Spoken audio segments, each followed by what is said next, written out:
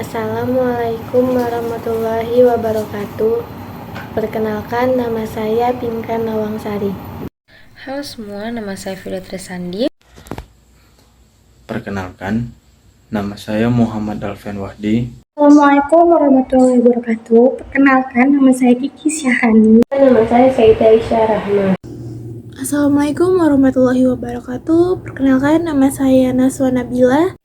Assalamualaikum warahmatullahi wabarakatuh. Perkenalkan, nama saya Katika Naziha. Hak atas kekayaan intelektual atau intellectual property right adalah hak hukum yang bersifat eksklusif yang dimiliki para pencipta atau penemu sebagai hasil aktivitas intelektual dan beraktivitas yang bersifat khas dan baru. HKI juga merupakan suatu hal yang baru dalam sistem hukum di Indonesia. Dalam kehidupan masyarakat, pengakuan terhadap karya intelektual sudah ada, tetapi hanya berupa pengakuan secara moral dan etika. Perlindungan hak kekayaan intelektual sangat penting bagi pembangunan yang sedang berlangsung di Indonesia.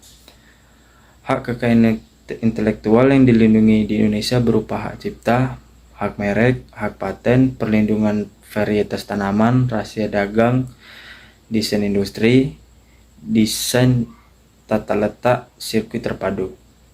Hak atas kekayaan intelektual mengenal adanya hak moral di mana pencipta atau penemu tetap melekat bersama hasil ciptaan atau temuan meskipun hak tersebut telah dialihkan kepada pihak lain.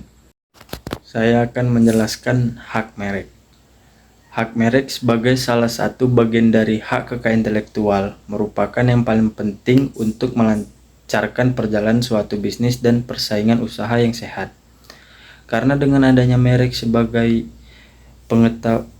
tanda penting dalam sebuah produk, maka konsumen dapat mengetahui dan membedakan kualitas produk barang atau jasa yang digunakan. Pemberian merek terhadap suatu produk, barang atau jasa juga dapat mencegah terjadinya persaingan usaha yang tidak sehat. Dengan merek produk, barang atau jasa yang dapat dibedakan asal muasalnya, kualitasnya, serta jaminan bahwa produk itu original. Tanpa adanya merek, konsumen akan sulit untuk menentukan di mana produk yang berkualitas sesuai dengan kebutuhan. Maka dari itu, sebuah merek dapat menjadi kekayaan yang sangat penting secara komersil. Bahkan merek seringkali lebih bernilai dibandingkan dengan aset real sebuah perusahaan. Dalam melindungi hak merek, Indonesia sudah memiliki aturan hukum merek. Yang pertama kali diatur dalam Undang-Undang Nomor 21 Tahun 1961 tentang merek dagang dan merek perniagaan. Prinsip utama yang diatur dalam undang-undang ini adalah hak merek yang diperoleh melalui pemakaian pertama kali atau first to us sistem atau stelsel deklaratif. Di sini saya akan menjelaskan tentang apa itu hak cipta. Hak cipta adalah hak eksklusif atau hak yang hanya dimiliki si pencipta atau pemegang hak cipta untuk mengatur penggunaan hasil karya, hasil olah gagasan atau informasi tertentu. Pada dasarnya, hak cipta merupakan hak untuk menyalin suatu ciptaan atau hak untuk menikmati suatu karya yang secara sah. Hak cipta sekaligus juga memungkinkan pemegang hak tersebut untuk membatasi pemanfaatan dan mencegah pemanfaatan secara tidak sah atas suatu ciptaan. Perolehan dan pelaksanaan hak cipta. Perlindungan hak cipta lahir pada saat ide telah diwujudkan ke dalam bentuk nyata. Oleh karena itu, hak cipta ini tidak memerlukan pendaftaran guna memperoleh perlindungan. Perlindungan itu ada secara otomatis ketika ide telah diwujudkan. Walaupun di beberapa negara mencantumkan juga tentang pendaftaran hak cipta, namun tujuan pendaftaran tersebut adalah sebagai alat bukti di pengadilan jika terjadi sengketa terhadap hak cipta yang dimiliki seseorang. Dalam sistem pendaftaran secara umum dikenal dua cara pendaftaran haki, yaitu yang pertama first to file system, yang kedua first to ask system. Jangka waktu hak cipta. Setiap karya di bidang pengetahuan, seni, dan sastra dapat dilindungi negara melalui hak cipta. Perlindungan ini memiliki masa berlaku yang berbeda-beda, tergantung jenis ciptaan dan jenis hak eksklusif. Untuk hak moral, maka hak tersebut berlaku tanpa batas waktu. Sedangkan hak ekonomi memiliki batas waktu perlindungan yang berbeda, tergantung jenis ciptaannya. Sebagaimana diatur pada pasal 58 sampai 60 Undang-Undang Hak Cipta. Yang pertama, ciptaan dengan hak cipta seumur hidup ditambah 70 tahun.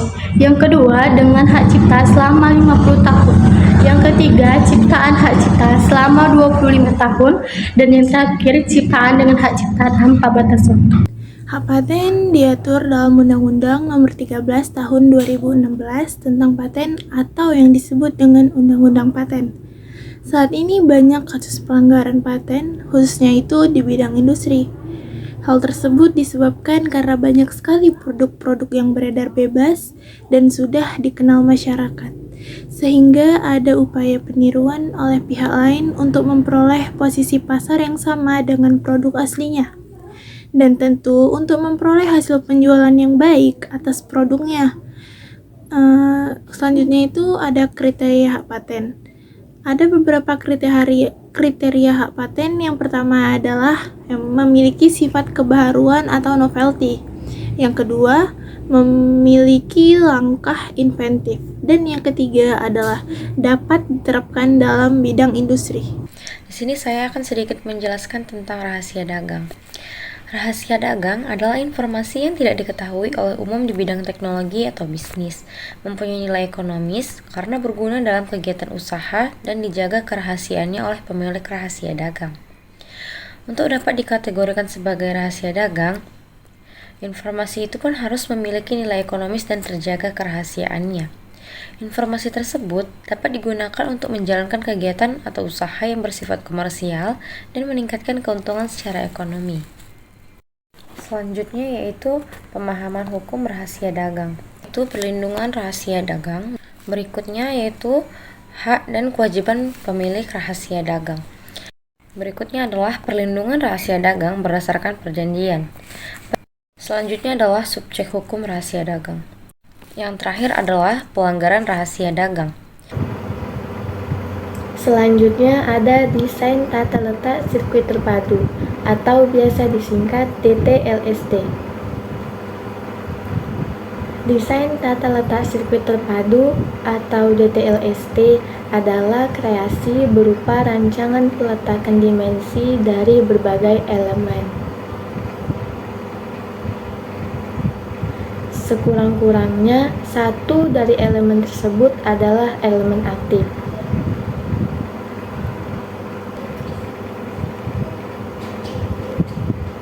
Serta sebagian atau semua interkoneksi dalam suatu sirkuit terpadu, dan peletakan tiga dimensi tersebut dimaksudkan untuk persiapan pembuatan sirkuit terpadu.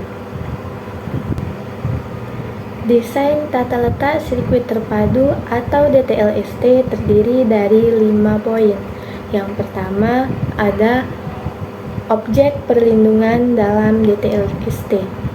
Yang kedua ada jangka waktu DTLSD. Ketiga, ada subjek DTLSD. Yang keempat, ada pelanggan dan sanksi DTLSD. Yang terakhir, ada prosedur dan syarat pendaftaran DTLSD. Nah, materi selanjutnya ialah desain industri. Desain industri adalah suatu kreasi tentang bentuk, konfigurasi, atau komposisi dari garis dan warna. Nah, gabungan daripadanya yang berbentuk 3 dimensi ataupun 2 dimensi ini memberikan kesan estetis dan dapat diwujudkan dalam pola 3 dimensi ataupun 2 dimensi yang serta dapat dipakai untuk menghasilkan suatu produk, barang, komoditas industri, dan kerajinan tangan. Nah, Selanjutnya ada hak desain industri. Hak atas desain industri adalah hak khusus pemilik desain terdaftar yang diperoleh oleh negara. Dengan kata lain, diperolehnya hak kepemilikan atas desain industri ini sebagai konsekuensi telah terdaftarnya. Selanjutnya ada perlindungan desain industri, yang dimana setiap warga negara Indonesia berhak untuk mendapatkan perlindungan dari pemerintah Indonesia, termasuk perlindungan terhadap hak desain industri, perlindungan terhadap hak desain industri, baik perlindungan hak ekonomi maupun hak moral. Nah, selanjutnya ada pengalihan hak desain industri dan lisensi. Nah, pengalihan hak desain industri dapat dilakukan kepada perorangan maupun kepada badan dan secara administrasi.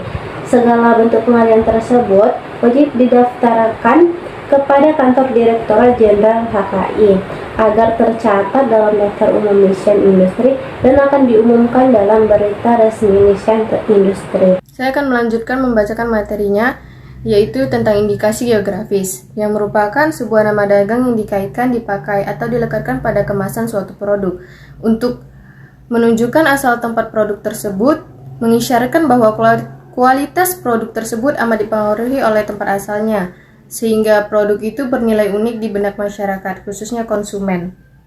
Nah, bentuk-bentuk perlindungan hukum indikasi geografis ada 8.